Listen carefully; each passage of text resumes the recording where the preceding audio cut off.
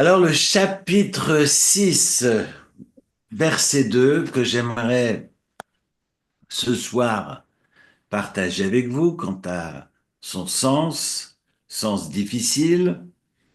On ne comprend pas comme ça à première vue.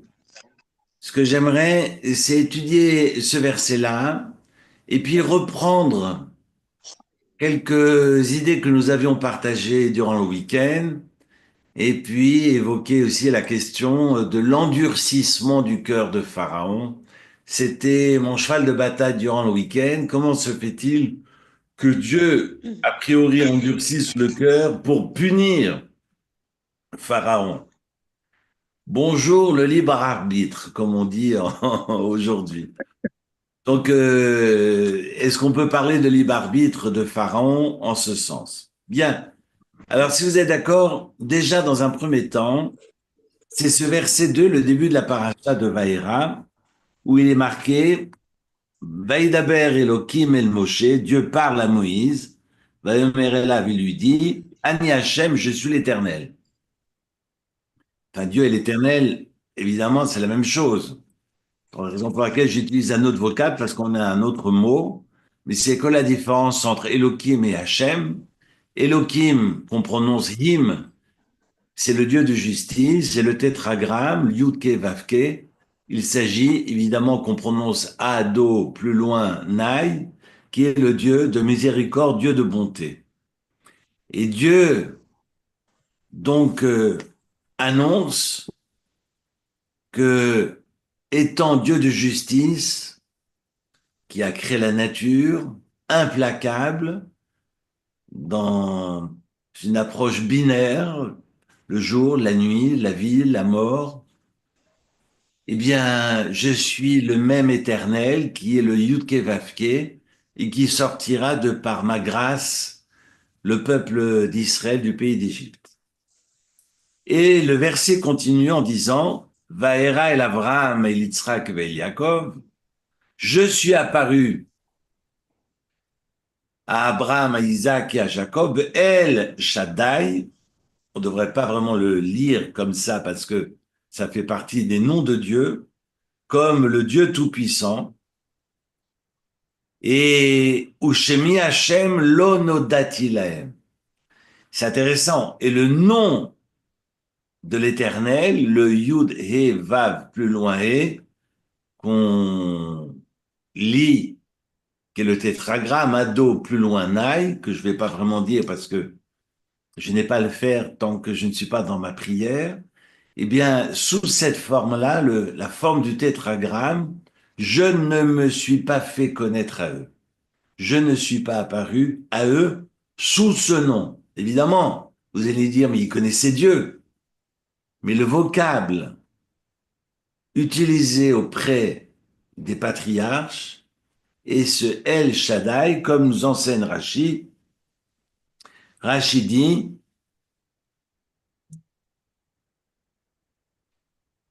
je, j'ai fait des promesses, je faisais des promesses auprès des patriarches, ou Bekulan amarti lahem ani El Shaddai, je leur avais dit, dans toutes ces promesses, je suis l'Éternel Tout-Puissant, et sous mon nom de Yudke Vavke, je ne me suis pas fait connaître à eux. Je ne leur ai pas fait connaître, et c'est pour ça qu'il est écrit, je n'ai pas été connu et reconnu par eux sous cet attribut. Ça ne les a pas empêchés finalement de croire en moi, d'avoir confiance en moi. J'aime pas le terme de croyance, mais d'avoir confiance en moi. D'ailleurs, Rachid nous dit très clairement, il ne s'agit pas de croyance, mais Hivtartim Velokiamtim, je leur avais promis, mais je n'ai rien réalisé. Mais on parle bien de bitachon et de confiance en le ciel. On voit que des patriarches, eh bien, ont une relation avec Dieu à travers des promesses qui n'ont jamais vu le jour et ça ne les a pas empêchés, eh bien, de foncer et d'y croire. Même si ce vocable n'est pas dans mon dictionnaire. Mais ils ont cru en Dieu Et pourtant, Dieu n'a absolument réalisé aucune des promesses contractées avec eux. Et Ushemi Hachem, mais d'apparaître sous le nom du tétragramme, eh bien ça, ils ne le savaient pas. C'est intéressant, c'est dire qu'il y a une telle confiance de la part des patriarches qu'il n'a pas été nécessaire, et c'est comme ça que l'entendent les commentaires, qu'il n'a pas été nécessaire aux, aux patriarches bien de croire en Dieu et de foncer à la conquête d'Israël, finalement à la conquête de l'histoire d'Israël. Et pourtant, on voit bien que lorsque Dieu va leur dire, ce pays, je vous le donne, ils vont devoir le payer au prix fort. On le voit avec Sarah, quand Abraham payera le prix fort pour Marat Amerpela pour pouvoir ensevelir sa femme. On le verra avec Isaac, Yitzhak qui devra déterrer tous ces puits qui ont été bouchés par les Philistins, non pas les Palestiniens, les Philistins, les Pélishtim.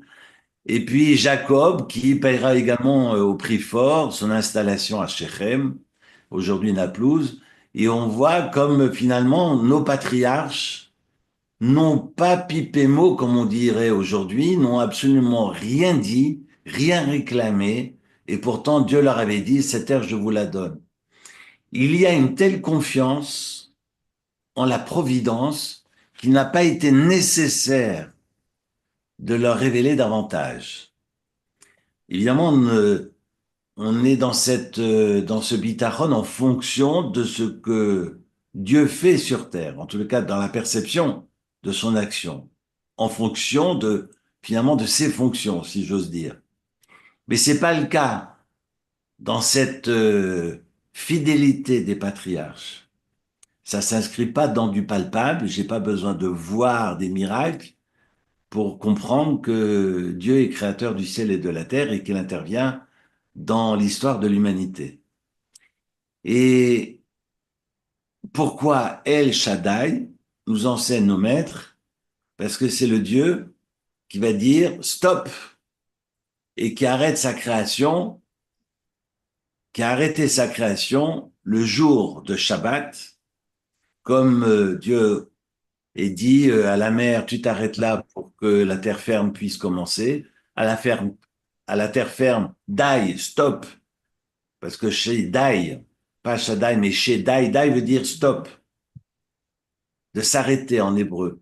Et que Dieu ait dit, par exemple, à terre ferme, tu t'arrêtes là pour pouvoir démarrer la conception des montagnes. Et donc, chaque élément a sa place, une place qui lui est attribuée.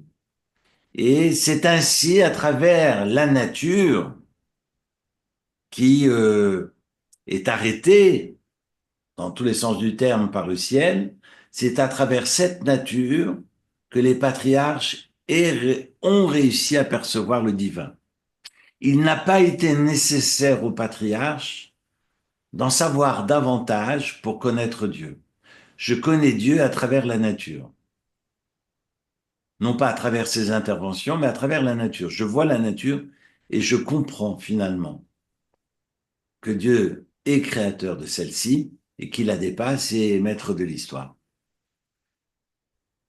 C'est aussi l'arrêt de la création, nous enseigne Rav Gershon Kahen. C'est aussi l'arrêt de la création qui témoigne qu'il y a un créateur, parce qu'il dit Dai au 6 jours de la création pour voir démarrer le Shabbat. Et finalement, le Shabbat est par excellence le témoignage, l'expression de cette confiance en le ciel, de notre émouna. Et à travers toutes les plaies, on voit bien que cette émouna est bousculée. Et pourtant, on sait que la plaie de la peste, eh bien, surviendra le jour de Shabbat, qui était le Rosh Chodesh du mois de Shevat. D'ailleurs, cette année, Rosh Chodesh Shevat, c'est jeudi, c'est dans 3 jours. Mais le mois de Shevat aurait commencé le jour de Shabbat. Pourquoi une telle idée qui semble importante? C'est parce que cette plaie a commencé un jour de Shabbat. Ça prouve bien que que même Shabbat, Dieu peut changer finalement les éléments de la nature et décider que ces plaies surgissent un jour de repos. On rappelle, et je le fais au regard d'une lecture du Khatam Sofer, que finalement toutes les plaies ont commencé en Tishri, à Rosh Hashanah. Sur Tishri, Cheshvan, Kislev, Tevet, Shevat, Adar, et l'année de la sortie d'Égypte, il y avait Adar et Véadar. Il y a eu 2 mois de Hadar. Vous allez me dire, tu mentionnes 7 plaies, il en manque 3. En fait, les trois dernières ont été inoculées, ont été frappées, ont été données au mois de Nissan. La dernière, la plaie de la mort des premiers-nés, c'était la nuit avant la sortie d'Égypte. Ils ne sont pas sortis de nuit comme des voleurs, mais ils sont sortis de jour. Mais durant cette nuit-là, il a fallu badigeonner de sang son linteau avec le sacrifice pascal, qui était le symbole, le dieu égyptien. Eh bien, la même chose par rapport aux 2 Makot qui ont précédé, autrement dit les sauterelles et l'obscurité, réduite finalement au mois de Nissan. On sait que aussi, c'est important de comprendre qu'on peut partager ces 10 plaies de différentes façons, mais vous en avez à chaque fois par 3, chaque fois 2 qui ont été avertis, la troisième n'était pas avertie. On peut, voilà, juste diviser, à part la toute dernière, Makat Bechorot, qui est la plaie de la mort des premiers-nés, les 3 premières, c'est-à-dire le sang, les grenouilles et les poux, ont été amenés par Aaron, qui sont donc les 3 premières plaies qui venaient de la terre. Et on voit Aaron qui prend son bâton, parce que Moïse ne veut pas frapper l'eau. L'eau qui l'a protégé étant enfant n'a pas voulu aussi frapper la terre, cette terre qui a enseveli l'Égyptien qui les tuait, qui l'avait tué en son temps. C'est dire aussi cette question de la reconnaissance. Je suis reconnaissant vis-à-vis du monde minéral, et pourtant c'est un monde vivant. Et Moïse ne veut pas frapper du bâton. Et Dieu dira donc donne ce bâton à ton frère, parce qu'il va être reconnaissant vis-à-vis de l'eau qu'il a protégée étant nourrisson, et de la terre qui a enseveli cet Égyptien. Mais ces 3 premières ont été apportées par Aaron. Autrement dit, elles viennent d'en bas. Dan Tsefardea Kinim. Et à chaque fois, on a pour les 2 premières, chacune correspond à un mois, et chaque plaie sera avertie pendant 3 semaines, et la punition va durer une semaine. 3 semaines d'avertissement pour évidemment susciter la teshuva, la repentance, et la dernière semaine est la semaine de plaie. Certains diront non, c'est une semaine d'avertissement et 3 semaines de plaie. La plupart des commentaires diront, mais c'est pas marqué dans la Torah, que chaque plaie va durer finalement 3 semaines et c'est une semaine de plaie. Et c'est valable pour la première, la deuxième, mais pas la troisième. Parce qu'on est dans 3 groupes de 3 et la troisième a toujours été sévie, a toujours été frappée sans avertissement. Il n'y a pas d'avertissement ni pour la troisième, ni pour la sixième, ni pour la neuvième. C'est le cas, en tous les cas, pour Dan Sfardea, qui ont été amenés par Aaron. Le Midrash nous enseigne que les 3 plaies venant du ciel ont été provoquées par Moïse. Il s'agit de la grêle, alors dans le désordre, de la grêle, parce que c'est pas la quatrième, cinquième et sixième. Il y a la grêle, Barad, les sauterelles et les ténèbres. Grêle, sauterelles et ténèbres, et on sait que les ténèbres, eh bien, surviennent sans avertissement. Et c'est pas la simple obscurité. Le texte nous dit bien que c'est une obscurité à couper au couteau. C'est-à-dire que il fait tellement noir que c'est de la matière, cette obscurité, qui vous empêche même de bouger. Donc, ils ont été immobilisés pendant plus d'1 semaine, vous vous rendez compte, dans une matière qu'on appelait le rocher, l'obscurité. Mais il ne s'agit pas des ténèbres que l'on imagine aujourd'hui quand les lumières s'allument les lumières s'allument en ville, mais on n'est absolument pas dans cette catégorie. Alors, ce sont ces trois plaies qui ont été apportées par Moïse. Et enfin, Dieu lui-même va déclencher trois plaies, va déclencher les bêtes sauvages, la peste et la mort des premiers-nés. Il y a juste la plaie des ulcères ordonné à Moïse et à Aaron de prendre des poignées de cendres et de lancer ses poignets, ses mains vers le ciel, et ce sont des cendres qui se transforment en flèches et qui vont tuer tout au passage. Ça va être insupportable. Chaque plaie, évidemment, et Mida Kenegen Mida, on est sur la loi du talion, va punir les Égyptiens. Entre autres, il s'agit ici de les punir, de ne pas avoir laissé les béné Israël un moment de répit. À chaque instant, il fallait travailler sous peine de mort. Ils n'avaient même pas le temps de se gratter, nous dit le Midrash. Et donc, ils vont être punis des ulcères. Ils vont vouloir se gratter, mais ils ont beau se gratter que finalement, la douleur est insupportable et insurmontable. Mais voilà, intéressant, trois catégories. La première apportée par Aaron, la deuxième par Moïse, la troisième par Dieu, et les ulcères, la plus terrible de toutes, apportée par et le bon Dieu et Moïse et Aaron. Moshe et Aaron. J'essaie de comprendre cette semaine, on va revenir au texte, mais en ce début de semaine, j'essaie de comprendre pourquoi ces trois macotes autour, autour des bêtes sauvages, de la peste et de la mort, apportées par le bon Dieu. D'ailleurs, quand on récite les prières du matin et le Shabbat, quand on dit qu'il est olam chasdo, on dit qu'il est olam chasdo uniquement pour la dernière des plaies. Bifroreem, que les aînés ont été, enfin, que les Égyptiens ont été tués et assassinés par leurs aînés. D'ailleurs, c'est curieux, on aurait pu penser que les Égyptiens sont morts par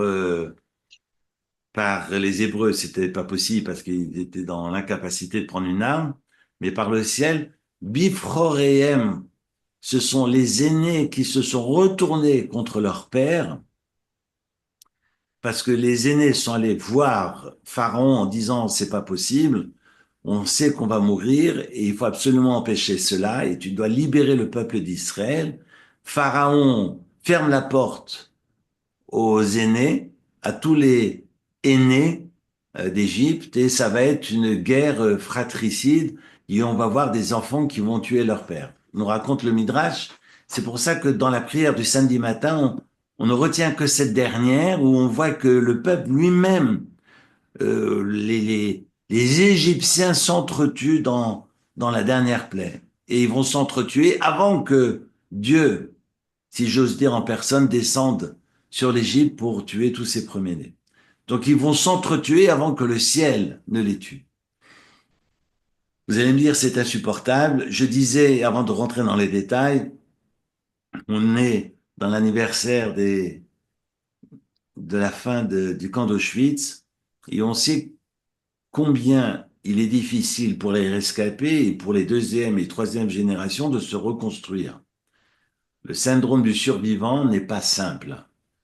Parce que pourquoi je vis alors que mes parents, mes frères, mes sœurs, mon épouse, mon époux n'est plus? Pourquoi je mérite moi la vie? Et vous pensez bien que c'est un tel trauma pour les survivants, et moi ayant accompagné des survivants dans leurs dernières heures, c'est c'est incommensurable, c'est insupportable. Pourquoi je dis cela? Parce que la Shoah a duré 5 ans. Et la Shoah égyptienne a duré 86 ans. Non pas 116, comme certains l'avancent, mais 86 ans. Mais ça suffit amplement. Quand on sait que les enfants sont emmurés vivants dans les pyramides, donc quand on sait que le roi d'Égypte a besoin de sang de nourrisson pour soigner sa lèpre, matin et soir. Donc je passe les détails, c'est pas l'objet de mon cours, mais si vous relisez le Midrash, et il y a des traductions sans doute chez certains libraires, c'est juste de comprendre le trauma que représente l'Égypte. Alors vous me direz pourquoi Dieu a choisi cet asservissement. Dieu n'a pas choisi l'asservissement à travers cette cruauté. La cruauté est de la liberté des Égyptiens et du Pharaon. L'asservissement était nécessaire pour consolider et constituer le peuple d'Israël en tant que peuple, mais pas l'esclavage tel que l'esclavage s'est finalement déroulé en Égypte. Et ça, c'est de l'ordre du libre arbitre. Et on le voit dans l'histoire. Rien n'obligeait l'Égyptien, avec le texte de la Bible dans la main, tu vois bien que Dieu a promis à Abraham que ses descendants seraient esclaves en Égypte, donc je suis autorisé à prendre mon fouet et te fouetter au nom de la Torah. Évidemment, c'est ironique de ma part, mais c'est nulle part écrit. Et libre à moi de lâcher mon fouet et de m'enfuir. Ce que fera, nous raconte le traité talmudique de Gittin à la page 56, sauf erreur, que Néron, d'après la version talmudique, aurait lâché finalement ses armes et aurait fui les demandes du gouverneur de Rome de mettre à feu et à sang Jérusalem. Eh bien, Jérusalem sera détruite peut-être par Édom, peut-être par Rome, mais pas par moi. Et on sait que Néron fuit, nous raconte le Talmud, et que son descendant sera Rabbi Meir Baalanes. Je ne sais pas si vous imaginez. Rabbi Meir, d'après le Talmud, serait le descendant de Néron. Donc on peut, si je suis de telle nationalité, si je nais à Berlin dans les années 20, je suis évidemment assujetti à un élan populaire, mais je peux souscrire ou ne pas souscrire. Et là, c'est fondamental ce que nous enseigne, entre autres, le Rambam, c'est que je suis totalement acteur de ma vie et personne ne décide.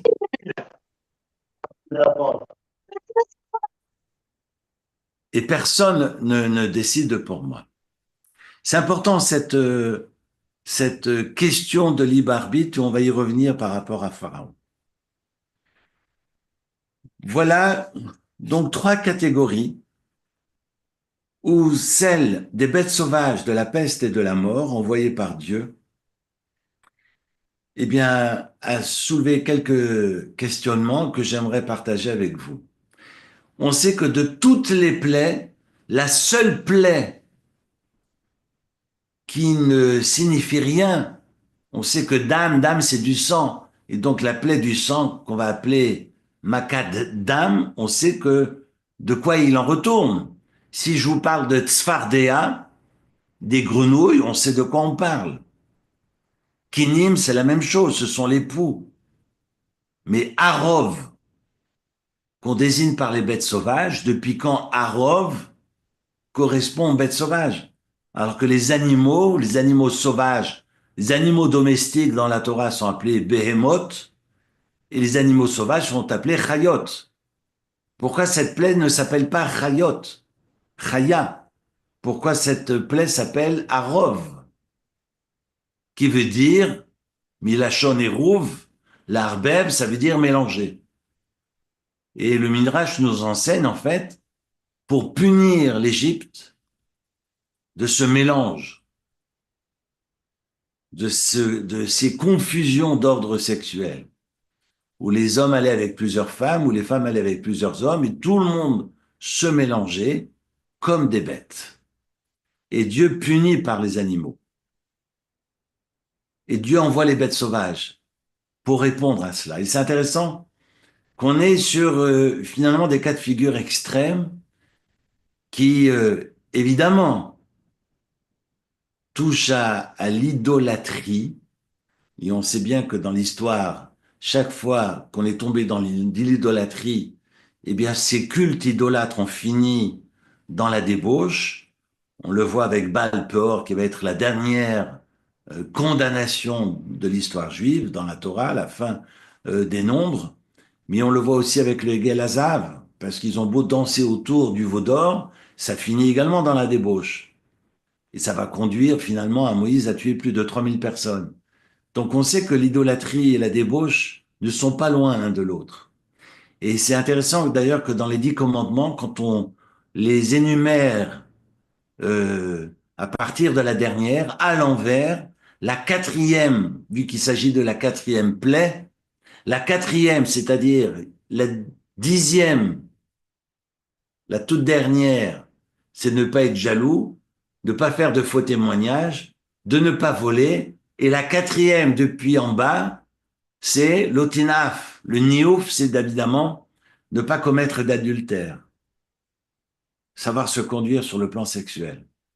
C'est intéressant que la dernière des 10 commandements, en remontant depuis la dernière des paroles, c'est l'otinaf. Et que la quatrième, depuis le début, je suis l'Éternel ton Dieu qui t'a fait sortir d'Égypte, c'est le Shabbat. C'est-à-dire, Zachor et Yom HaShabbat, c'est d'asseoir l'autorité du ciel, finalement, que c'est Akadosh Baruch Hu, le Saint béni soit-il, qui est créateur du ciel et de la terre, et qui est maître du monde. À partir du moment où je combats l'idolâtrie, eh bien, je mets évidemment des garde-fous à ce niveau-là. Alors ça, c'est pas de moi, c'est Rav Rosenblum. Donc la quatrième à l'envers ou la quatrième depuis le début, c'est intéressant que ce Harov vient mettre à l'index cette question de niouf, comme on dit en hébreu, de débauche en Mitzrayim. Et on sait que cette descente en Égypte est un risque immense pour les béné Israël. Au point Dieu se dépêche de les sortir pour qu'ils ne franchissent pas, selon le Midrash, la 50e porte de l'impureté et ne puissent plus sortir. C'est dire, alors évidemment je mets des guillemets partout, mais qu'on est descendu tellement bas qu'il faut accélérer finalement, précipiter la sortie d'Égypte. Redou, qui a pour valeur numérique 210 ans, 215 ans, parce que normalement ils étaient prévus de rester en Égypte 430 ans, et Dieu fait cadeau des 5 dernières années, je ne vais pas rentrer dans ce débat, mais voilà qu'ils sont finalement 210 ans et non pas 430 ans en Égypte. Mais c'est pas 210 ans d'esclavage. Sur ces 210 ans de présence effective en Égypte, ils vont être asservis durant 86 ans, comme nous l'avions avancé tout à l'heure.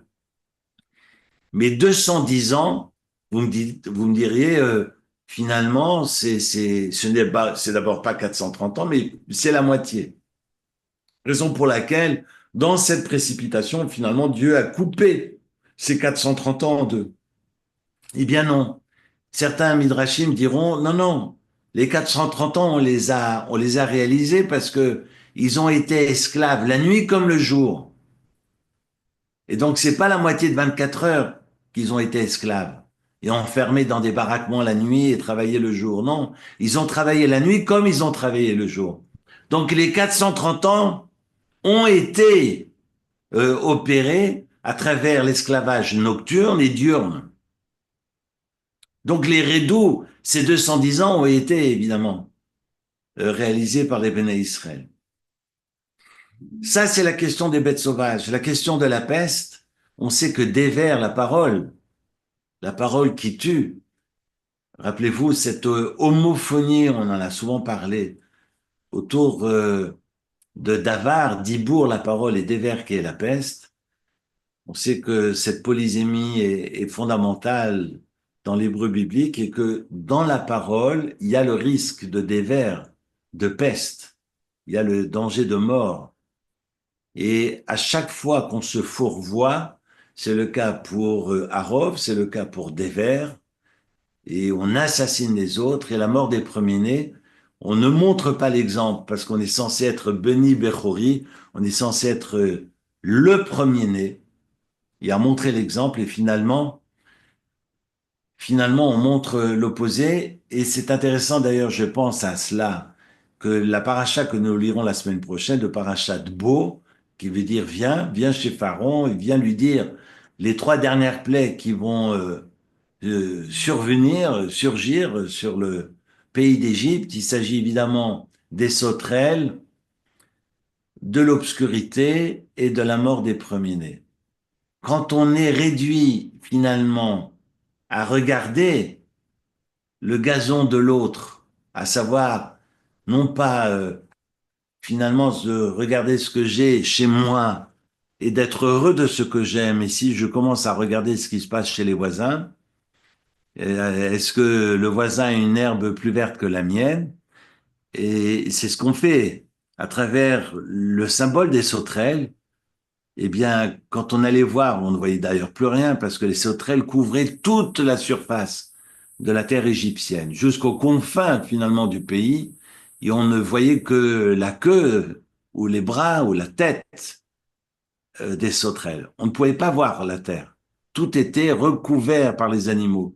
Mais quand on est comme des sauterelles à regarder chez le voisin, et qu'on n'est pas capable d'être heureux de ce que l'on a, mais on va voir ce qui se passe chez les voisins finalement, c'est se rendre aveugle. Et ça, c'est la neuvième plaie. On est dans l'obscurité. On n'est plus capable de mettre de la lumière chez soi parce qu'on va absolument voir ce qui se passe chez le voisin et on tombe finalement dans l'obscurité. C'est fuir ses responsabilités. Ça, c'est la mort des premiers-nés. Fuir ses responsabilités, c'est finalement de ne pas endosser ce rôle de premier-né qui symboliquement est là pour montrer l'exemple. À défaut de père, je suis là pour montrer le chemin et prendre avec moi mes frères et mes sœurs et de tracer autant que faire se peut. Et ça, c'est la responsabilité de l'aîné. C'est intéressant que ce sont ces trois dernières plaies qui sont mentionnées dans la paracha de Bo, Bet Aleph, qui a pour valeur numérique tout simplement 3. Bet 2 et Aleph 1. Voilà nos 10 plaies. Et la mort des premiers-nés également, la plaie qui est frappée par le bon Dieu lui-même. Et ce sont ces trois plaies qui ont été donc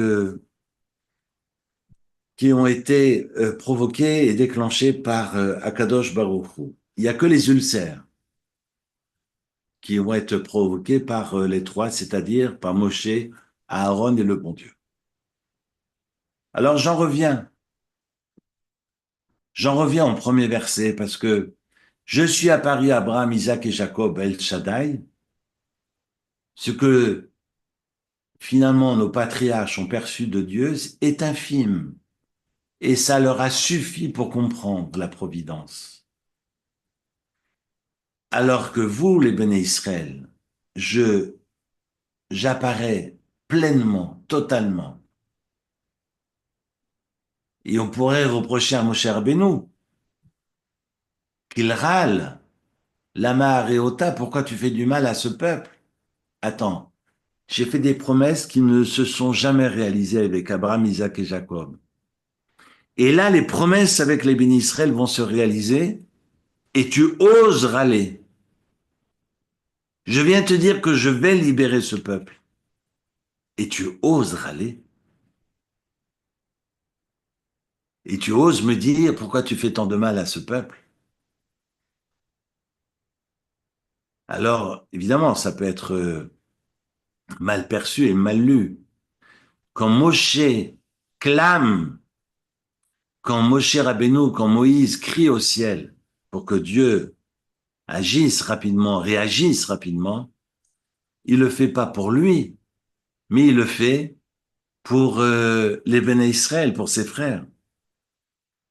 Il le fait pas pour sa pomme, mais il le fait pour les béné Israël, pour le compte des enfants d'Israël. La grande différence, c'est qu'il n'ira jamais pleurer finalement pour sa personne, mais il le fait pour les béné Israël. Et la fois où le bon Dieu a voulu détruire le peuple, eh bien Moïse dira, alors je préfère que tu m'effaces. Je ne veux pas que tu le détruises. Sinon tu m'effaces. Je veux plus qu'on entende parler de moi. Évidemment, Dieu ne détruira pas le peuple, mais vu que la parole du prophète est une parole qui fait foi, il va effectivement disparaître de toute une péricope qui est la paracha de Tétzabé que nous lirons dans quelques semaines. Voilà les échanges entre Moshe Rabbeinu et le bon Dieu. Et on peut aussi le lire comme je l'ai écrit il y a 15 jours, que Dieu apparaît pleinement au peuple d'Israël, ce qu'il n'avait pas fait jusque-là, et que évidemment le peuple croit en Dieu, mais il est juste en train de poser la question sous quelle forme Dieu va apparaître.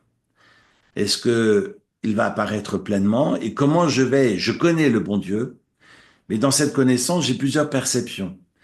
Et laquelle est en vigueur maintenant que Dieu fait sortir le peuple d'Égypte? Et ça va être vraiment cette question que certains mettent dans la bouche de Moshe Rabbeinu. Quand Moshe Rabbeinu, Moïse, devant le buisson ardent, demandera au bon Dieu, finalement, qu'est-ce que je leur dis? Quel est ton nom? Mais évidemment, qui c'est qui est le bon Dieu? Mais quel est ton nom? Finalement, sous quel nom tu apparaîtras? Sous quel nom tu vas intervenir en le pays d'Égypte? Et ça, Moshe Rabbeinu va demander devant le buisson ardent et Dieu dira, Ushemi Hashem, et donc mon nom sera Ayez Asher, je serai ce que vous ferez que je sois. Et ce texte que nous avions lu et étudié la semaine passée. Vous avez ensuite, dans le verset 6 et le verset 7, les quatre formes de libération au chapitre 6, hein, verset 6 et verset 7, que vous avez sous les yeux. C'est pourquoi, dis aux enfants d'Israël, et mort les bénis Israël, Ani Hashem votzeti etrem mitachat sivlot Mitzrayim. Quand on se libère, il y a des étapes. Et c'est important de comprendre ce processus-là, parce qu'on aimerait que les choses aillent rapidement. Et ce que j'omettais, ce qui est important de rappeler, c'est que quand Moshe Rabbeinu va râler Lama à Réota, pourquoi tu fais tant de mal, il le fait, d'après le Midrash, 6 mois plus tard. Parce que Dieu va apparaître à travers le buisson ardent, demande à Moshe et à Aaron d'aller solliciter Pharaon, de lui demander de faire sortir le peuple. Et d'ailleurs, il faut que un serviteur, pour devenir serviteur d'un autre maître, doit être affranchi le premier, par le premier propriétaire. Enfin, c'est une question, une idée que je soumets, c'est pas l'occasion ce soir d'y réfléchir, mais c'est vrai que on peut pas échanger les serviteurs comme ça, comme on veut. Il faut être vraiment affranchi, libéré par le premier propriétaire pour devenir le serviteur du second. On est devenu finalement les serviteurs de Dieu, mais pour pouvoir devenir serviteur de Dieu, je dois être affranchi de Pharaon. Je referme la parenthèse. Quand Moshe Rabbeinu va râler auprès du bon Dieu, 6 mois se sont écoulés. Et la question de la patience, évidemment une question difficile, surtout à notre niveau avec toutes les horreurs que nous traversons actuellement. On aimerait que les choses cessent, on aimerait voir la lumière. J'ai envie de dire qu'il y a beaucoup de miracles qu'on ne perçoit pas, mais je pourrais en citer quelques-uns, qu'on me rapporte de Gaza et d'ailleurs. Mais on aimerait cet éclatement de lumière et on aimerait que les choses aillent rapidement. Et c'est d'oublier que finalement, quand le jour se lève, il y a cette ligne médiane, nous raconte le Talmud de Jérusalem, où finalement chacun essaye de gagner la partie entre l'obscurité et la lumière, que parfois c'est un peu plus de lumière, parfois c'est un peu plus d'obscurité. Et il y a un moment où les deux se confondent et on est dans cette période-là. Et on sait finalement que la lumière va poindre. Mais jusqu'au moment où cette lumière éclate, eh bien, on est dans cette impatience, mon impatience, notre impatience, et ça, il faut pouvoir l'entendre. Raison pour laquelle le Midrash nous rappelle dans Shir HaShirim, dans les Cantiques des Cantiques, c'est le chapitre 2, à la fin du chapitre 2 du Cantique des Cantiques, où c'est marqué, mon bien-aimé est semblable au chevreuil de même que le chevreuil, enfin, qui saute de montagne en montagne. Je ne vais pas rentrer dans toutes les symboliques, mais le texte nous dit, de même que le chevreuil apparaît, disparaît, c'est ce que nous dit le texte dans le Cantique des Cantiques. Je vous invite à relire le chapitre 2, verset 22. Eh bien, eh bien, le libérateur, finalement, va également apparaître, disparaître et réapparaître à nouveau. Et le Midrash nous dit que ce que le Cantique des Cantiques raconte, c'est finalement la fin des temps, où le libérateur, le sauveur de Ham Israël, est également dans cet entre-deux. On aimerait que les choses aillent plus vite, on aimerait comprendre les choses plus vite. Et on sait bien, comme disait Kafka, que finalement l'impatience est le péché capital. Mais ça a toujours été le péché capital dans l'histoire juive.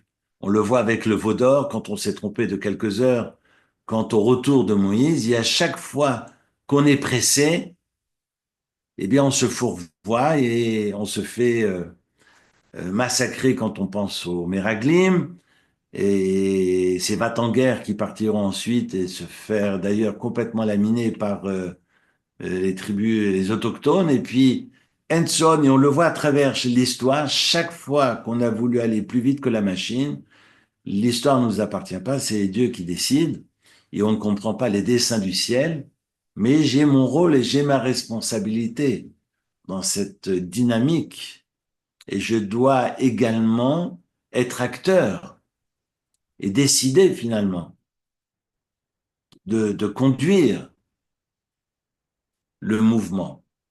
Et là où je veux aller, nous enseigne le Talmud, Dieu nous conduit. Si je veux aller vers le bien, Dieu me conduit vers le bien, et si je veux aller vers le mal, Dieu me conduit vers le mal.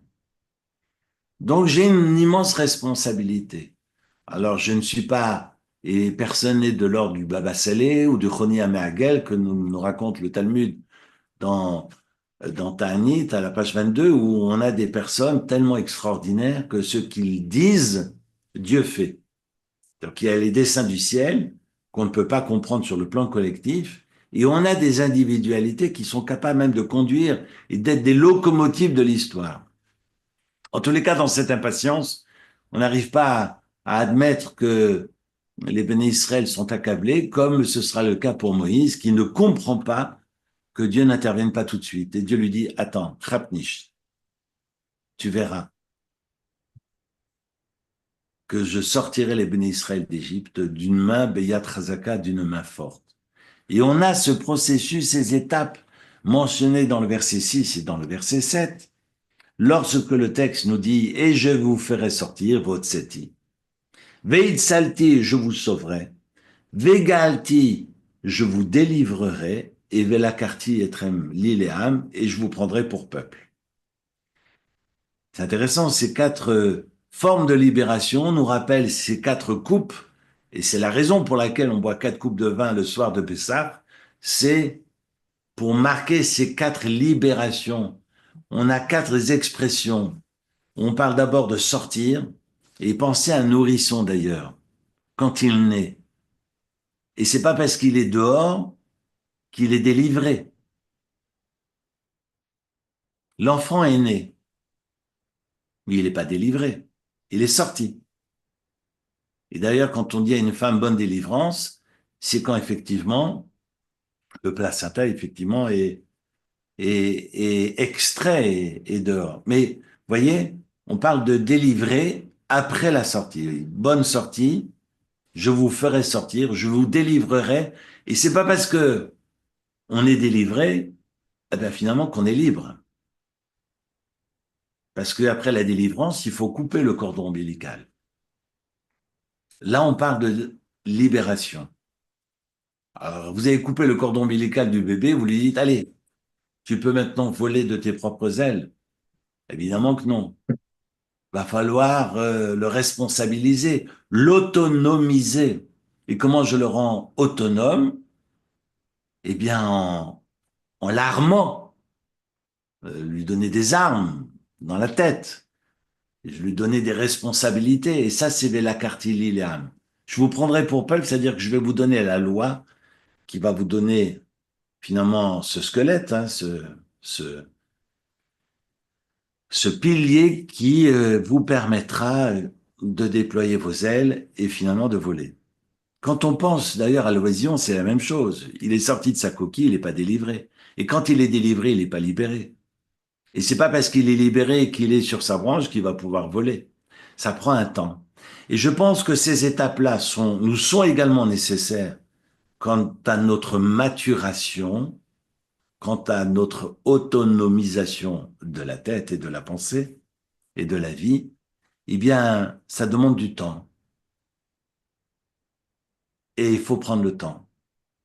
Et pourquoi il faut prendre le temps? Parce qu'on est pressé. Et toutes les lois de Pessah, finalement, eh bien, tournent autour de cette question de l'impatience, de la précipitation, finalement, de notre rapport au temps. Avant l'heure, c'est pas l'heure, après l'heure, c'est plus l'heure. Finalement, je le gère comment ce temps-là? Comment je gère mon temps? Comment je gère ma vie? Comment j'ai pouvoir sur ce temps-là pour que ce temps fasse sens pour moi? Et c'est la raison pour laquelle nous mangeons des matzot, où le temps n'agit pas sur la pâte, parce que je maîtrise ce temps-là pour pouvoir mieux le dépasser. Je vous remercie. Très bonne soirée. Et on retrouve ces questions de la matzah la semaine prochaine, si vous êtes d'accord. Merci Merci beaucoup, infiniment. Eric. Merci beaucoup, Merci Eric. beaucoup, Shavuot Un très Tov. grand merci. תודה Merci רבה. Eric.